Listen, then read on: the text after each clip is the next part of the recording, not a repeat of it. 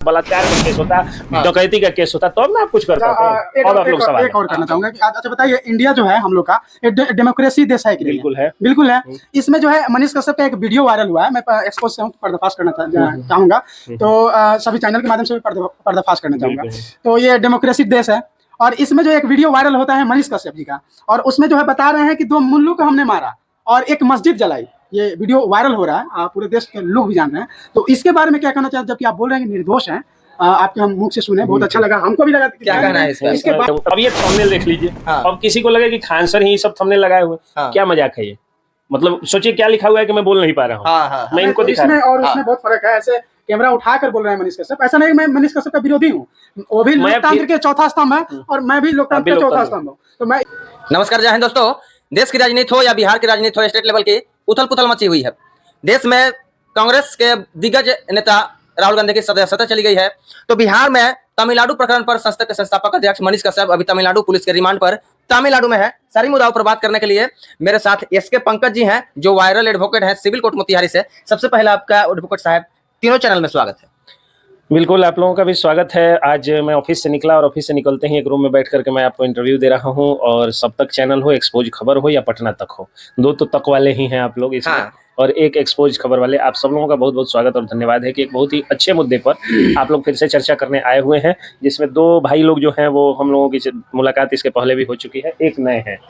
ये जो है एक्सपोज खबर से हैं, तो हमको भी आज एक्सपोज आप करके ही मानिएगा, मुझे लगता है। हाँ, एक्सपोज करेंगे और उनके भी सवालों, उनके भी तर्कस में गंभीर का जवाब देना होगा मुझे, है ना। सबसे पहले हम जानना चाहेंगे, कल मदुरई कोर्ट में मनीष कश्यप की पेशी हुई है, और पेशी के बाद में क्या कुछ खबर निकल कर आया है? क्योंकि आप लोग जुडिशियरी को ज्यादा नजदीक से देख रहे हैं और आप लोगों से अच्छी जो है इसका विस्तार से विवरण नहीं कोई कर सकता है, तो आपके मुख से हम जानना चाहेंगे। देखिए, मदुरई कोर्ट की जो बात है, उसमें हुआ क्या कि ये लोग लेकर के गए, तो सुप्रीम कोर्ट का एक रूल आया है, एक मतलब जजमेंट आया था, वर्डिक्ट आया था। उस वर्डिक्ट के बाद जो है हैंड कफिंग के लिए एक अलग से रूल बना हुआ है कि मतलब किस तरह से आपको हथकड़ी लगाना है, किस तरह के अपराधी को किस तरह से हथकड़ी। जैसे आप देखे होंगे कि कुछ अपराधियों को दोनों हाथों में हथकड़ियां होती है, आतंकवादी, दुर्दांत अपराधी।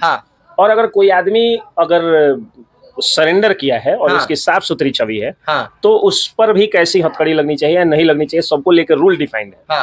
ऐसा नहीं है कि हमारे मन में हमारे पास आया इतना मोटा मोटा एकदम जो है वो पुराने जमाने के परदादी के हौसले की तरह मोटा मोटा आपको जो हथकड़ी मिल गई और किसी को लगा दीजिए।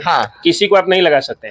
सबके साथ कैसा रूल और कैसा व्यवहार है। दूसरी चीज क्या है कि पुलिस के पास कोई एविडेंस ही नहीं है, तमिलनाडु पुलिस के पास कोई एविडेंस ही नहीं है मनीष कश्यप के खिलाफ। मनीष कश्यप ने कब तमिलनाडु के लोगों का अपमान किया, तमिलनाडु राज्य का अपमान किया, ऐसा कुछ है ही नहीं। मैं एड ऑन करना चाहूंगा इस पे।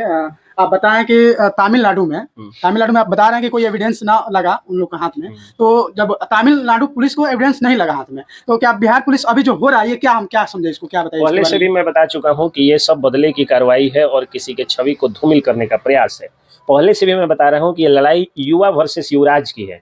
एक तरफ 2 सीएम, माता पिता दोनों सीएम के युवराज हैं, और एक तरफ अपने बलबूते मेहनत पर पढ़ा लिखा एक मेहनती युवा है। तो एक मेहनती युवा का अगर 40 लाख फॉलोअर हो जाएगा और युवराज का 20 लाख फॉलोअर होगा, तो जाहिर सी बात है कि युवराज को जलन होगी। तो आपके सवाल का ये जवाब है। इस पर लंबा डिबेट हो सकता है, इस पे जो है वो बहुत सारी बातें हो सकती हैं। जब इंटरनली आप जाइएगा तो ये पाइएगा कि सच्चाई रूप में मैं आप लोगों को क्यों इतना तरजीह दे रहा हूँ। अभी मैं आधे घंटे से आपका वेट कर रहा हूँ। एक एडवोकेट के बारे में मतलब कहा जाता है कि एक एडवोकेट का आधा घंटा बहुत मुश्किल समय मुश्किल समय होता है, बड़ा मुश्किल होता है। फिर भी क्यों दे रहा हूँ?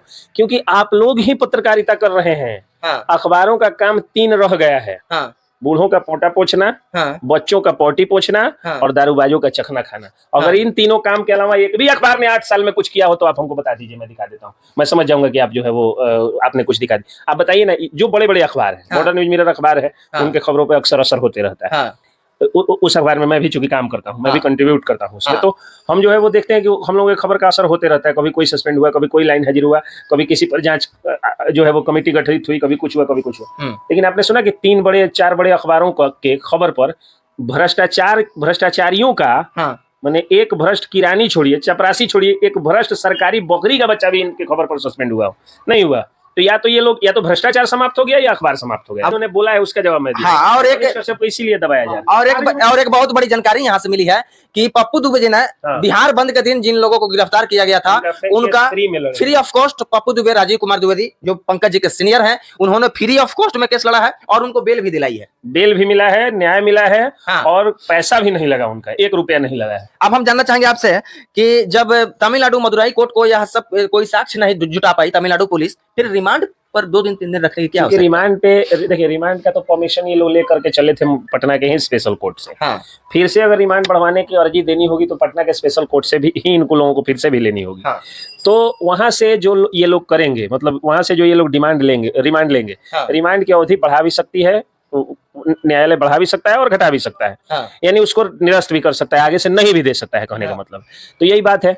अब रह गई बात, एक अच्छी खबर इसमें क्या आ रही है कि हम लोगों को डर था कि मनीष कश्यप को बेल मिलने में बहुत देर हो जाएगी। कारण क्या है कि ये सबको ही जानता है कि मनीष कश्यप जिस दिन से आएंगे उस दिन से तेजस्वी यादव के राज सत्ता में रहने की उल्टी गिनती शुरू हो जाएगी। कारण क्या है, अब देखिए कितना स्ट्रेटेजिकली काम कर सकते हैं मनीष कश्यप। आप सब लोग जानते हैं कि मनीष कश्यप आज एक ऐसा नाम है कि डिजिटल मीडिया क्रांति के वो पुरोधा है।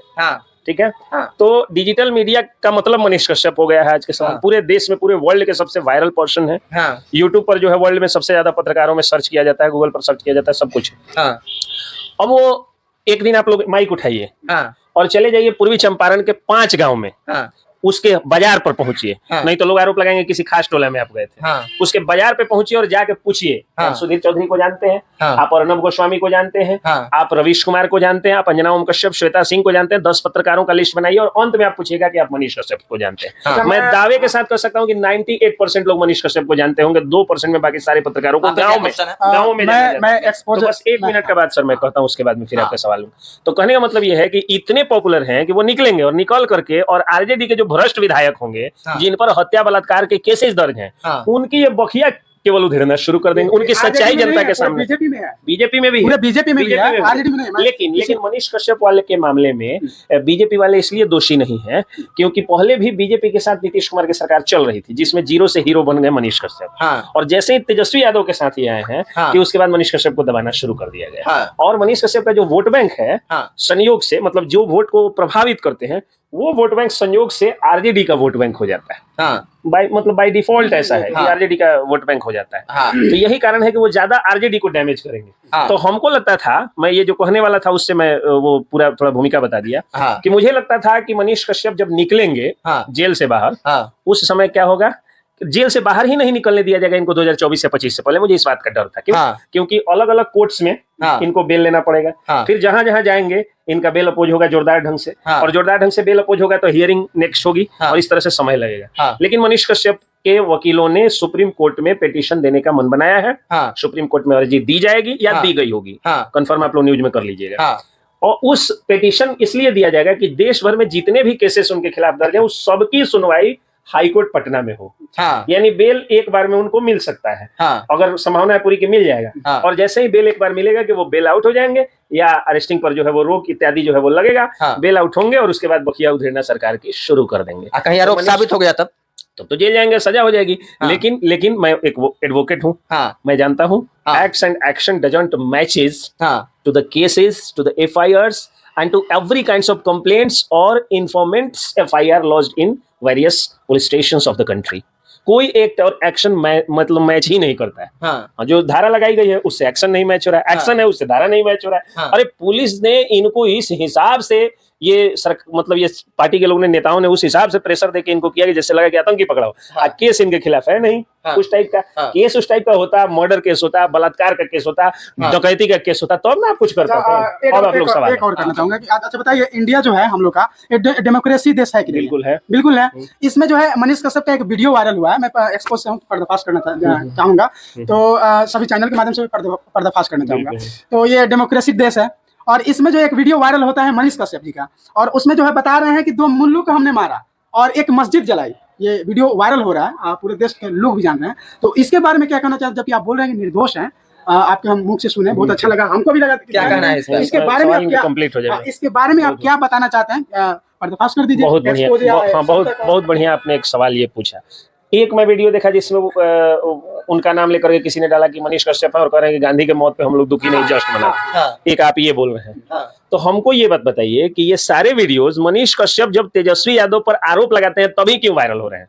सोचने वाली बात ये बात और मैं बता दूं, सुनिए, तो जब तेजस्वी यादव वर्सेस मनीष कश्यप लड़ाई हो ही गई है, सीधे सीधे दोनों लोग आमने सामने हैं ही, जब मनीष कश्यप डायरेक्ट नाम लेकर के जेल गए ही हैं, तो तेजस्वी यादव की सरकार है। तेजस्वी यादव की सरकार नहीं है, उप मुख्यमंत्री है, ये कहे मिलावटी सरकार है, महागठबंधन नहीं, मैं बता रहा हूँ क्यों। आप वकील से बात कर रहे हैं, हम कोई भी बात ऐसे नहीं बोलते हैं जो कानून से बाहर, संविधान से बाहर। क्यों मैं कह रहा हूँ सो सुनिए। इसलिए कह रहा हूं तेजस्वी यादव की सरकार है क्योंकि बिहार में सिंगल लार्जेस्ट पार्टी आरजेडी है और मोस्ट वोटेड पार्टी भी आरजेडी है।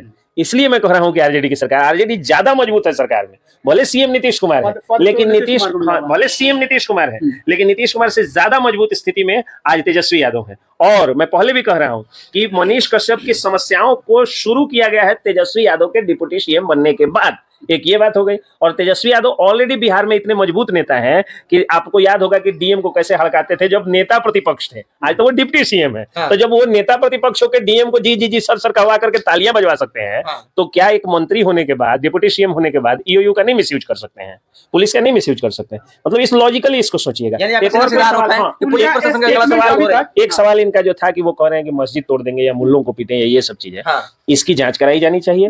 और कंसर्न धाराओं में अगर फोरेंसिक साइंस लेबोरेटरी उस वीडियो की पुष्टि करती है, और बल्कि अब तो स्टेट पुलिस के फोरेंसिक साइंस लेबोरेटरी पे मनीष कश्यप के समर्थकों को विश्वास ही नहीं होगा, तो न्यूट्रल पुलिस या सीबीआई पुलिस या कोर्ट से एक कमेटी गठित करके जिसमें रिटायर्ड जजेज को रखा जाए और मनीष कश्यप के उन सारे वीडियोज की जांच करा ली जाए। अगर वो सही पाएगा, न्यूट्रल कमेटी से, मैं बार बार कर रहा हूं, न्यूट्रल कमेटी से अगर वो दोषी पाए जाएंगे तो उनको आईपीसी के तहत कंसर्न धारा में सजा दीजिए। बल्कि सजा क्या, मैं उससे आगे बढ़ रहा हूं कि कड़ी से कड़ी सजा दीजिए उनको।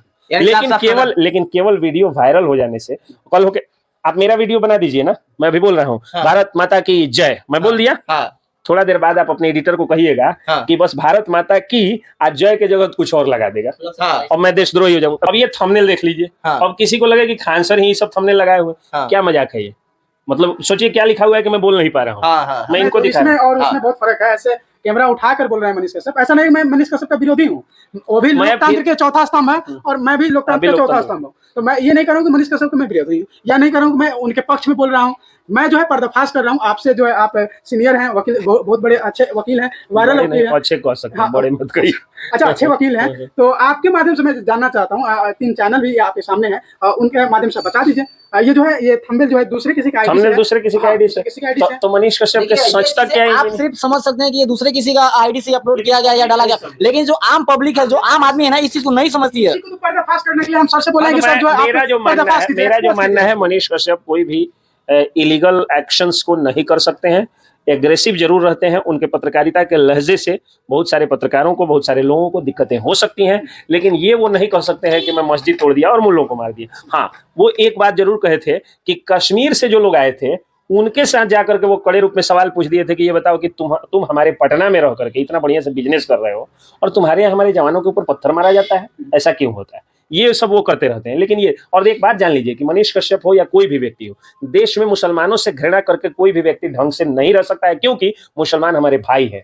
इस देश की मिट्टी में जितना खून हमारे पूर्वजों का मिला हुआ है उतना ही खून मुसलमान भाइयों के पूर्वजों का भी मिला हुआ है। लेकिन कुछ जो लोग होते हैं, अब जैसे देखिए, अभी मैं एक केस देख रहा था, उसमें क्या है कि वो लड़की बोल रही थी, मैं बहस कर रहा था उस दौरान, जो है हियरिंग के थोड़ा सा पहले जो सुना जाता है, उसमें लड़की आरोप लगा रही थी कि ये जो है हमको छोड़ दिया, दूसरी शादी कर लिया, इसके बड़े पापा 2 शादी किए थे, इसके दादाजी 3 शादी किए थे, इसका बाप 2 शादी किया था, अब हमको डर है कि मेरा इकलौता बेटा है भी 3 शादी करेगा। अब संयोग से वो मुस्लिम कम्युनिटी से थे। तो अब ये सब चीज को देख करके मुस्लिमों के प्रति जो है वो लोगों को थोड़ा सा, ये मतलब पूरे इसको कास्ट और कम्युनिटी को कुछ बेवकूफ लोग पूरा स्केच कर देते हैं कि मतलब ये मतलब मुसलमान, जबकि वो मतलब मुसलमान नहीं होता है, वो मतलब जो है एक जाहिल होता है। और वो जाहिल हिंदू भी हो सकता है, मुसलमान भी हो सकता है, दलित भी हो सकता है, ब्राह्मण भी हो सकता है, फॉरवर्ड भी हो सकता है और बैकवर्ड भी हो सकता है। तो ऐसा जो है वो जो लोग करते हैं वो बहुत मतलब गलत करते हैं। तो जहां पे कोई भी व्यक्ति हो, किसी भी कम्युनिटी का व्यक्ति हो, अगर गलत करता है तो वो गलत कहा जाएगा, और अगर सही करता है तो सही कहा जाएगा। अगर उन्होंने कहा है कि मुल्लों को और मस्जिद को, किसी खास व्यक्ति को आप कुछ कह दीजिए,